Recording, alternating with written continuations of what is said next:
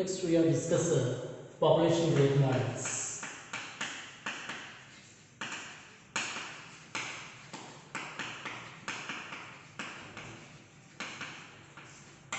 In the population growth models, two types are present. First one, exponential growth. Second one, logistic growth. Logistic growth. This exponential growth we call it is a geometric growth.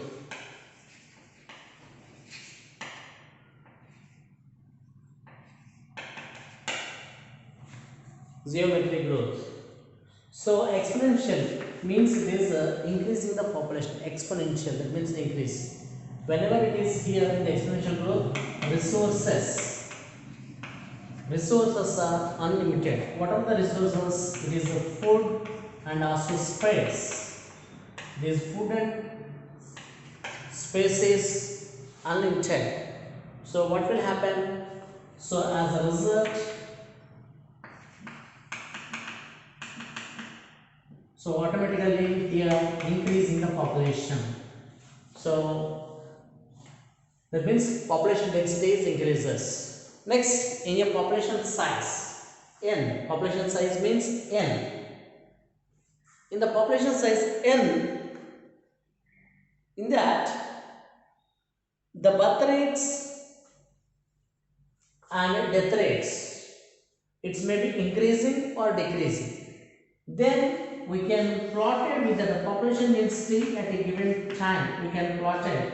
So automatically here resources are unlimited. So the growth is, it is increases like that. That means it is a J-shaped growth curve will form. So the population density at a given time. So here dn by dt is equal to birth minus death into n. Here b minus d means here r, so that's why dn by dt is equal to rn. Here r means here natural increasing the intrinsic rate. Natural increasing the intrinsic rate. So suppose for example you can say this the Norway. So Norway,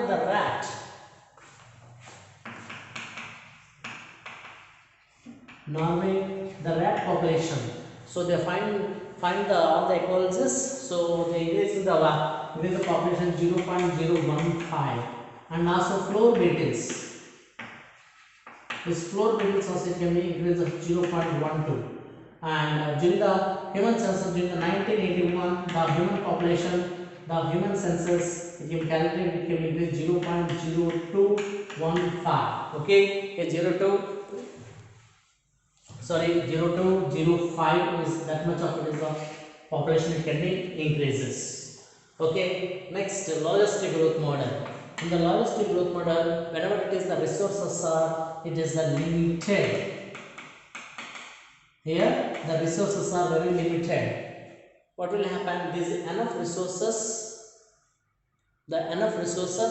to maintain the maximum population. Okay, so these enough resources, what are the enough resources are present? These enough resources to support the particular maximum number of individuals. So there is no further increasing the growth. There is no further increasing the population. So there is no further increasing the population. So that's why we call it as a carrying capacity. So the scientists are given it is the population density at a given time. So plotted in this logistic growth whenever it is the resources are limited. So here the population growth curve, you can see it is the S-shaped growth curve will come. Okay, so the population density at a time based upon here given the equation dn by dt equal to Rn k minus n by k. A minus n by k. So this is this growth curve, the sigmoid S-shaped growth curve. This is called as the sigmoid growth curve. The sigmoid growth curve, they are find. The scientists were earliest peer logistic growth. Okay, so these are two types of the growth models they find in the population. Okay. Next, we are going to see is population interactions. So, population interactions. Actually, say here the interspecific interaction. The interspecific interaction arises from interaction of populations of two different species. So, the interaction of two different species, as a result, what will happen? Some of the species, one species it may be benefited and another species may be detrimental. That means it may be lost. So, it may be lost. So, there are population interactions. The interaction between the two species, you can see there are different methods of present. First one, you can see mutualism. In mutualism, the interaction between the two organisms both are get benefited. And second one, it is competition. Competition. So in the competition, so two organisms are, it is detrimental, and predation. Predation, you can see there are two organisms, one organism get benefited, another organism is detrimental. And commensalism. So in the commensalism, here one organism get benefited and other organism maybe it is benefited or detrimental. And amensalism. So in the amensalism, so one organism get here detrimental and 0 means it is unaffected.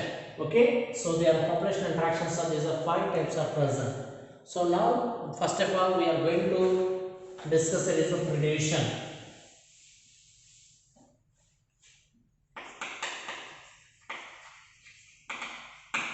Predation. Predation is the nature's way the energy is transferred from one trophic level to another trophic level. That means so what are the tiger eats deer, right? And also some of the organisms, frogs. The frogs, that means these frogs what eaten. So these frogs are eaten to. So frogs are eaten to some other organisms, different kinds of organisms they will eat. So tiger eaten to deer, snake eating frog. Yes, not frog. The snake frogs eat to the different. So here the snakes eating frog and sparrow eating seeds or fruit. That's why we call it as the sparrow. We call it as the grain worm. Okay. Next. So in the predation, actually in the predations they have different methods of the predators are here act as the biocontrol agents. So what is that? Here biocontrol agent the prickly pears cactus. So they are introduced in Australian region. So they are havoc. Havoc means damage the total entire environment. So they are the most invasive. So that's how it is controlled. They are using in the Australia the cactus eating moth. It can be introduced completely. It can be controlled in this cactus plants. Okay, and predation purpose. One more it is predators to maintain the species. Okay, species diversity. So what are the species diversity it can be maintained means the predators are to maintain the species diversity in communities, and also particularly you can see the rocky intertidal area. This rocky intertidal area communities, particularly American Pacific coast, in starfish is the main piaster. So this starfish main piaster, in the area, so remove and also clear the all. It is nearly about 10 invertebrate species and also 10 invertebrate species and also other small starfishes also. So because of it is it is increased of interspecific competition. Next, predators are prudent. Pertaining the prey population. So predators are to take care of its prey population. So as a result, what will happen? So prey population it can be protected. So automatically it can be they are growing a number of years. Whenever it is a prey population, it can be decline. Automatically predator population also it can be decline. So in such a situation, some of the prey species. So some of the prey species avoid the predators.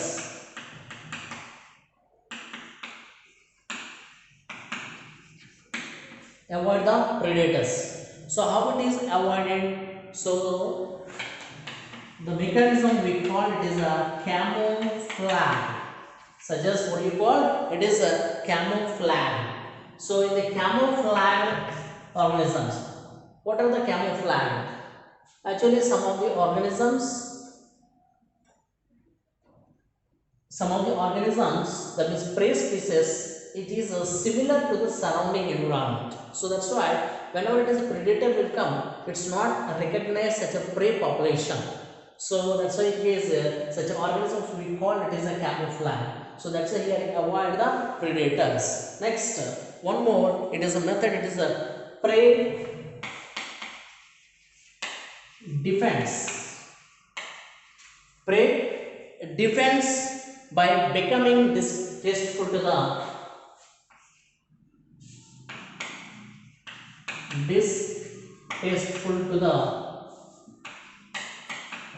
predators. Prey defense becoming a distasteful to the predators. Example, it is monarch butterfly. So this monarch butterfly, so it is distasteful to the predators. Why? Because during the caterpillar stage that can eat some poisonous food. So that's why these predators are, it is not eaten to such a kind of, it is a butterflies. And also next some plants having some protective mechanisms, some defensive mechanisms. What are the defensive mechanisms? So here the defensive mechanism means actually it is a plants.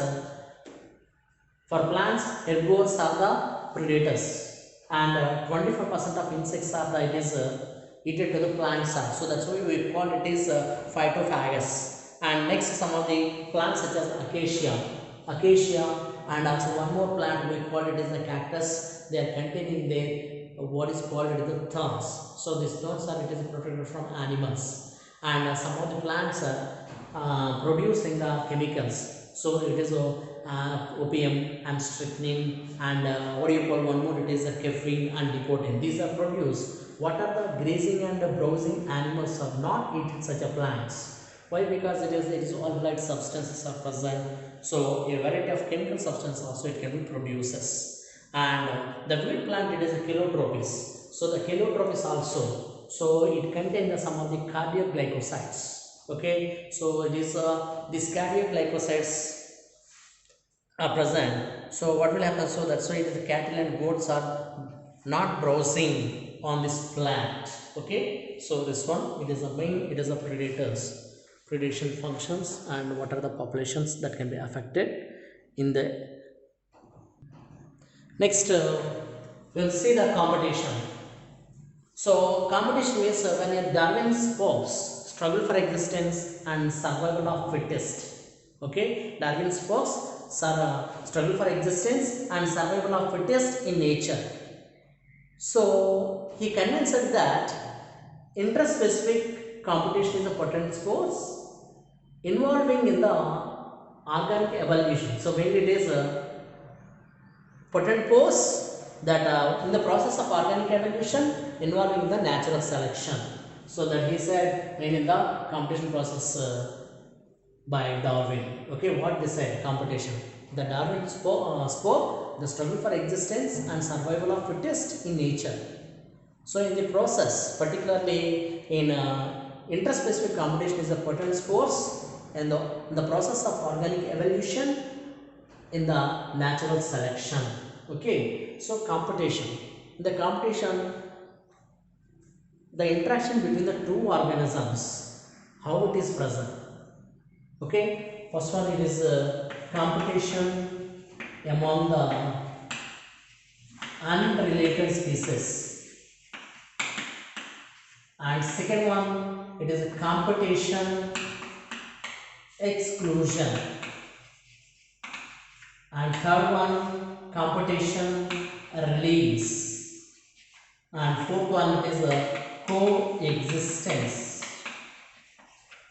Okay, so competition among the unrelated species. Suppose, for example, the unrelated species to compete with the other species. That means, suppose, for example, here in some of the shallow South American lakes,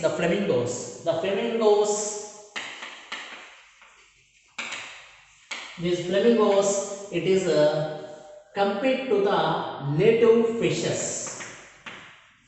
So for which purpose? Food, that is called, it is the zooplanktons. So that's why here the competition among the unrelated species. Okay. Next, competition exclusive. So which one is the competitively superior one is present? That superior one dominates with the other species. That means okay. So the Gaussian in his experiments. So what they find? So particularly it is Abingdon tortoise.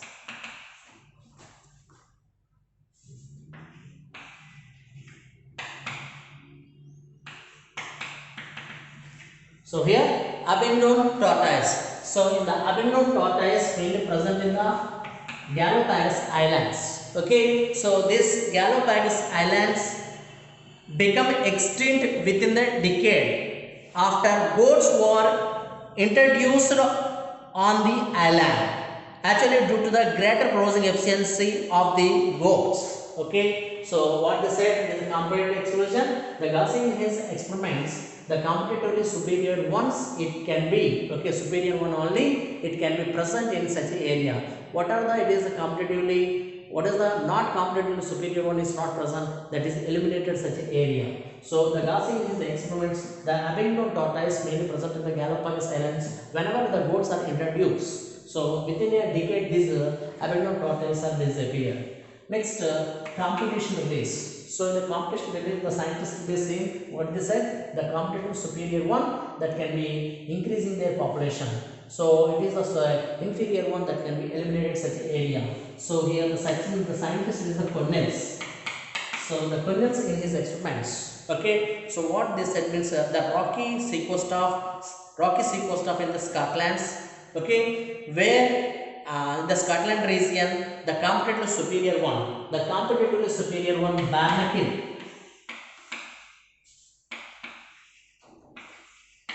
Barnacle Belanus. So this Barnacle Belanus is the superior one. So it is automatically eliminating the other one, such as it is another Barnacle Cathamanus. Okay, the competition release. That means whatever the superior one is present, the superior one, their population can be releases. That means increases. So what that is superior one, the Barnacle Belanus. So comparatively other species, another Barnacle Cathamanus it can be. Whenever it is this species is introduced in Scotland, such an area. So automatically it is Cathamanus species, this barnacle is disappear. Okay, and next one it is a coexistence. And the coexistence means actually in this experiment what they said. So competitive exclusive principle based upon the closely related species competing for the same species, but cannot coexist indefinitely, and competitively inferior one will be eliminated eventually. Okay, and then here in the coexistence process, here the one small mechanism is present, it is the resources partitioning mechanism.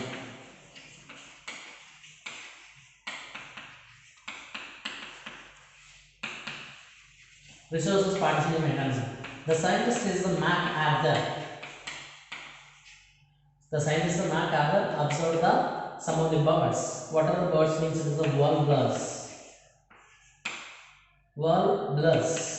So these warblers birds are observed. So these warblers birds are, they are living in a same plant, but so there is no, all the species is not disappears. So that means competitive superior one is not present, inferior one is not present. So these warblers, the species are they are collecting their food different times of intervals. So that's why all these are existed, their population it can be increases. So that's why here this is the resources partitioning mechanism. Okay, so these are the four methods are you can see in the competition. Next, we are going to discuss it is the parasitism and commensalism and mutualism. Parasitism means actually you can say the parasites and host are co-evolve with each other sometimes, and also here parasites. The parasites are main. It can be affected to the host organism, particularly what kind of it is the features it can be affected to the host organism means here the survival and also growth and also reproduction. So as a result, it is a population it can be declined. So the parasites having the special features are present. So that's why what are they means it is the having it is digestive system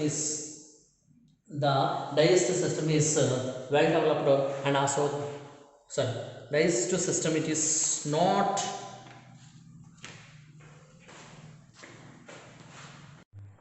Next we can see this is the parasitism. So the parasitism.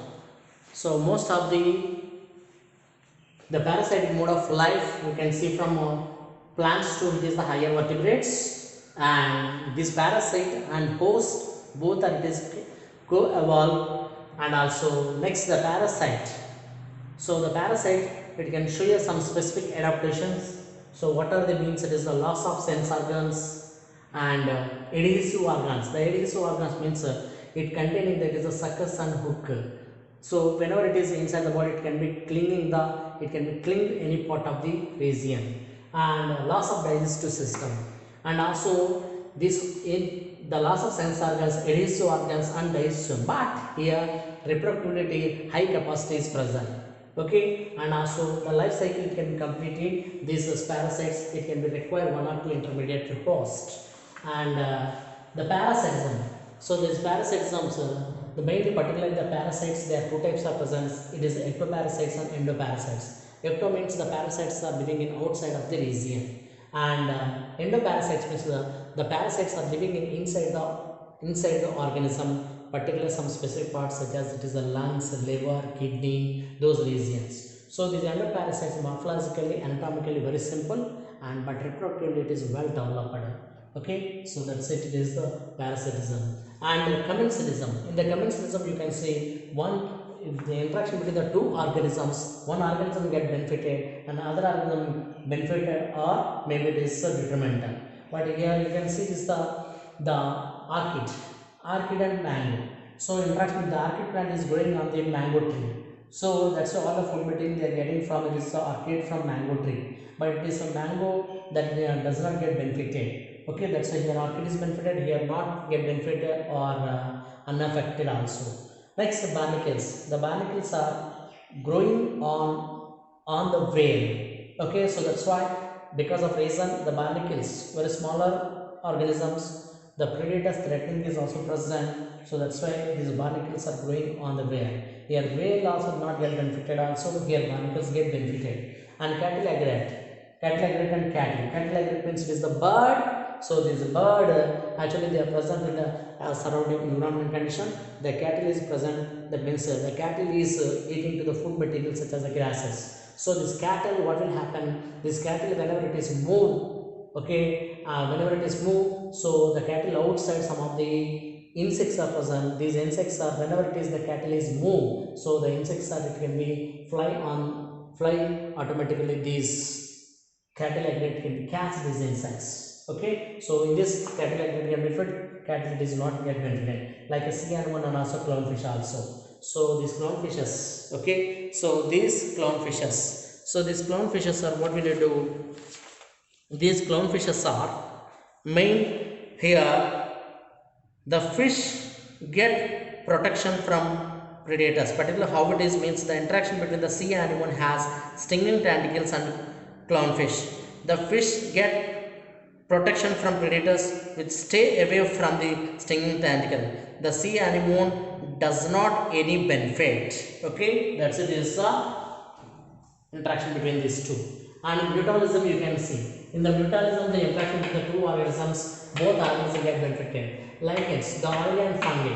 So lichens means algae and fungi together we call lichens, and this algae prepare the food material and supply to fungi. The fungi it providing shelter to algae, and also that's why it is both are get benefited. Mycorrhiza, myco means it is the fungi, rhiza means it is the root. So these roots are entirely covered by these fungal filaments. So how it is getting this, the main water. So this fungi is supplying water to roots, and the root water minerals to the root, and the roots are supply the nitrogen content materials and sugar to fungi. Okay, next fig tree and gas. The fig tree and gas both are also same like that, it is interacted with each other, both are get benefited. Without anyone is not present, it cannot complete the life cycle. So next orchid tree and also bee, this is called, it is a sexual deceit mechanism. Sexual deceit